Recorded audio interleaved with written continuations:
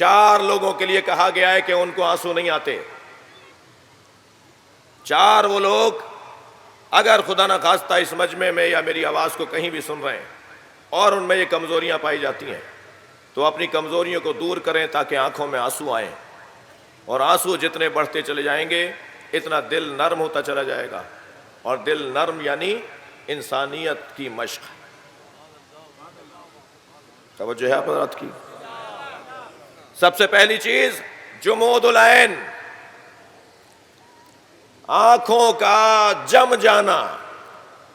اس کی پتھریلی آنکھیں ہیں، آنکھیں اس کی پتھرا گئی ہیں، یہ محاورہ آپ بولتے ہیں. یہ انسان وہ کہ جس کی آنکھوں میں کبھی بھی آنسو نہیں آتے، یہ جس کی آنکھوں میں کبھی بھی کہیں بھی آنسو نہیں آتے، اس سے سب سے زیادہ بچ کے رہیے گا. یہ معاشرے میں کبھی صدام بن کے سامنے آتا ہے، یہ معاشرے میں کبھی حجاج ابن یوسف بن کے سامنے آتا ہے. صلوات پڑھ لیں ذرا محمد و آل محمد.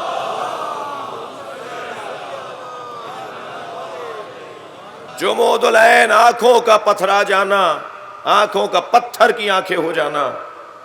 جی یہ اس کے پیچھے نسلاً اور سلباً کوئی خرابیاں ہیں.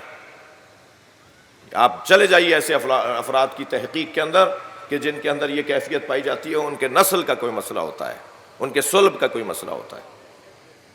دوسرا قسوۃ القلب، دل کا سخت ہونا. جس کا دل سخت ہوتا ہے، یہ حدیث سنا رہا ہوں، علامات الشقاء، حدیث کے جملے سن رہے ہیں. علامات الشقاء، شقی ہونے کی 4 نشانیاں. ذرا صلوات پڑھیں محمد و آل محمد.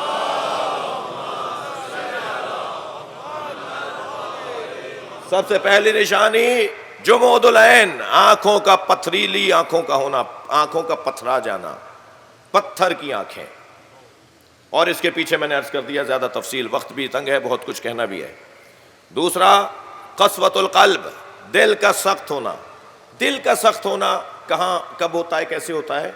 دل ان لوگوں کا سخت ہوتا ہے کہ جنہوں نے مسلسل غیر انسانی منظر دیکھے ہوتے ہیں. غیر اخلاقی اور غیر انسانی مناظر جو لوگ دیکھتے ہیں ان کا دل سخت ہو جاتا ہے.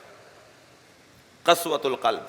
مجھے قصائی حضرات معاف کریں گے، شاید ایک سبب قصائی کو قصائی کہنے کا بھی یہی ہے.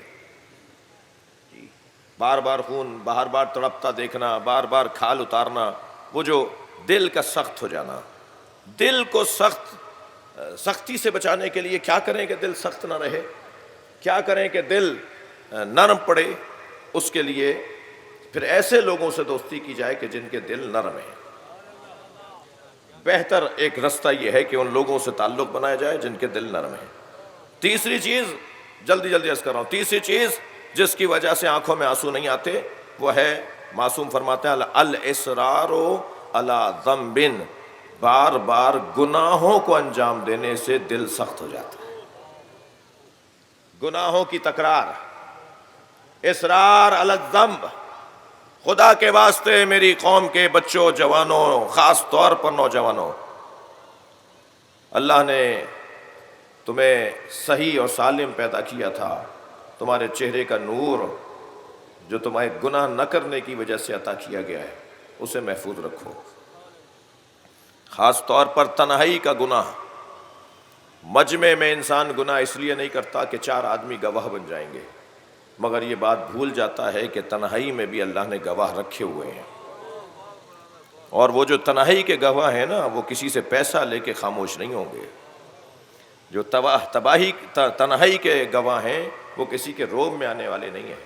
در و دیوار گواہی دیں گی، وہی ہاتھ گواہی دے گا جس سے گناہ ہوا ہے، وہی زبان گواہی دے گی جس سے گناہ ہوا ہے، وہی آنکھیں گواہی دیں گی جس سے گناہ ہوا ہے. لہذا الاصرار علی الذنب. عزیزو، مجھے ایک محبت بھرا جملہ کہنے دیجئے. اگر بار بار گناہ کرنے کی وجہ سے میری آنکھوں کے آنسو خشک ہو جائیں اور حسین کی مجلس میں آنسو ہی نہ آئیں، اسی وجہ سے گناہوں سے ہاتھ اٹھا لیا جائے کہ گناہ حسین پہ رونے نہیں دیتا. کثرت سے گناہ کرنے والا پھر حسین پہ رونے کے قابل نہیں رہتا، اور جو حسین پہ رونے کے قابل نہ رہے تو یہ تو ایک قطرہ اشک ہے جس کی وجہ سے اللہ ہزاروں گناہ معاف کر دے گا۔ کتنا بڑا انعام رکھا ہے۔ یہ میری کوئی خطابت نہیں ہے، مجھے تو مجلس پڑھنا بھی نہیں آتی، یہ معصومین کے فرامین ہے۔ یہ ائمہ خاص طور پر امام صادق اور امام رضا علیہ السلام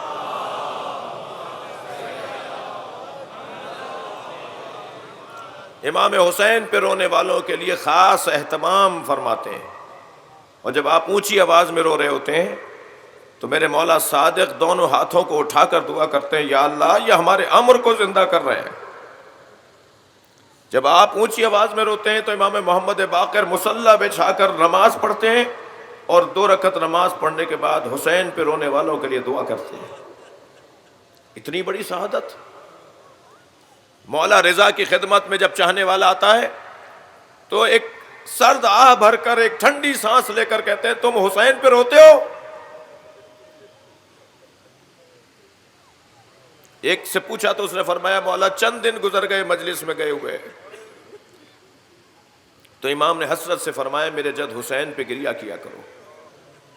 یہ جو ائمہ کی حسرت ہے نا، اگر یہ میرے گناہوں کی وجہ سے پوری نہ ہو رہی ہو، خدا کے واسطے اسی وجہ سے گناہوں سے ہاتھ اٹھا لیا جائے کہ گناہ حسین پہ رونے نہیں دے گا۔ الاصرار علی الذم، میں حدیث سنا رہا ہوں آپ کو، جو بار بار گناہ کی تکرار کرتا ہے تو پھر اس کا دل سخت ہو جاتا ہے، اور جس کا دل سخت ہو جائے پھر اس کی آنکھوں میں آنسو نہیں آتے۔ پھر فرماتے ہیں کہ جس کا دل سخت ہو اس کی ایک نشانی یہ ہے کہ الاصرار علی طلب الدنیا، یہ بھی لے لوں، وہ بھی لے لوں، یہ بھی کھا لوں، وہ بھی کھا لوں، یہ گاڑی ہے تو اور لے لوں، وہ بنگلہ بنایا ہے تو اور لے لوں، 4 پلاٹ ہیں 5واں بھی لے لوں۔ یہ بار بار جو دنیا کی طلب میں انسان اپنے آپ کو، طلب دنیا انسان کے دل کو سخت بنا دیتا ہے۔ کھانے رہو، اللہ نے جو دیا ہے بہت ضروری۔ اور پھر جب انسان، 2 لوگ تو کبھی بھی سیر نہیں ہوتے نا، ایک طالب الدنیا، ایک طالب العلم۔ طالب علم کبھی سیر نہیں ہوتا، اسے اور علم چاہیے، اور علم چاہیے، اور علم چاہیے۔ اور ایک طالب دنیا کبھی سیر نہیں ہوتا، لیکن جو دنیا کی دوڑ میں لگا رہے۔ اللہ اکبر۔ ایک شخص نے آ کر میرے مولا امام جعفر صادق علیہ السلام سے کہا، مولا میرا اتنا کاروبار پھیل چکا ہے، میرے پاس اتنی دولت ہے، فلاں کام بھی شروع کرنا چاہتا ہوں، فرمائیں مجھے اجازت ہے کروں؟ حضرت نے فرمایا یہ کام جو تم بڑھاتے چلے جا رہے ہو اس کے فائدوں کے ساتھ نقصانات پہ توجہ ہے۔ تھوڑی دیر خاموش رہا، کہنے لگا استخارہ دیکھ دیجئے۔ حضرت نے استخارہ دیکھ دیا، استخارہ منع آیا۔ حضرت نے فرمایا نہیں کرو یہ کام، اپنے کام کو بڑھاؤ نہیں، جتنے ہو جتنا حاصل کر لیا اسی پر کافی، اکتفا کرو۔ اٹھ کر گیا، کچھ دیر بعد سوچا، کچھ لوگوں سے مشورہ کیا تو نظر آیا کہ جی فائدہ تو بہت ہے، اور آخر استخارے کے خلاف وہ کام شروع بھی کر دیا، اور بڑا کمایا، بڑا فائدہ، بڑے پیسے، بڑی دولت بنائی، بڑی دنیا بنا لی۔ 6 مہینے کے بعد امام صادق سے ملنے کے لیے آیا، کہ مولا آپ نے مجھے استخارہ دیکھ کر منع کر دیا تھا کہ تم یہ کام نہ کرو، اور استخارہ اچھا نہیں آیا تھا، مگر اس کے باوجود میں نے یہ کام کیا۔ مگر مولا استخارہ تو اچھا نہیں آیا تھا، کام تو بڑا اچھا ہوا، فائدہ بہت ہوا، پیسہ بہت آیا۔ اب ذرا یہ جو جملہ، جو جواب امام کا ہے نا، اسے میں اپنے لیے ایک نمونہ اور ایک لاہ عمل بنا لوں۔ امام نے فرمایا پہلے تم اکثر ہم سے ملنے آتے تھے، اب 6 مہینے بعد ملنے آئے ہو، تمہیں وہ دولت عزیز ہے جو ہم سے دور کر دے؟ پہلے نوکری نہیں تھی تو نماز جماعت یاد تھی، نوکری مل گئی تو جمعے کی نماز میں محدود ہو گئے، گریڈ بڑھتا چلا گیا، یہ افسر ہو گئے، کمشنر ہو گئے، سیکٹری صاحب بن گئے، جیسے جیسے ان کا گریڈ بڑھتا چلا گیا ان کی نوکری بڑی ہوتی چلی گئی، اب یہ سال کی نماز پہ پڑھنے کے لیے مسجد کو چھو کے آ جاتے ہیں۔ جو پیسہ، جو دولت، جو افسری، صلوات پڑھے ذرا محمد و آل محمد۔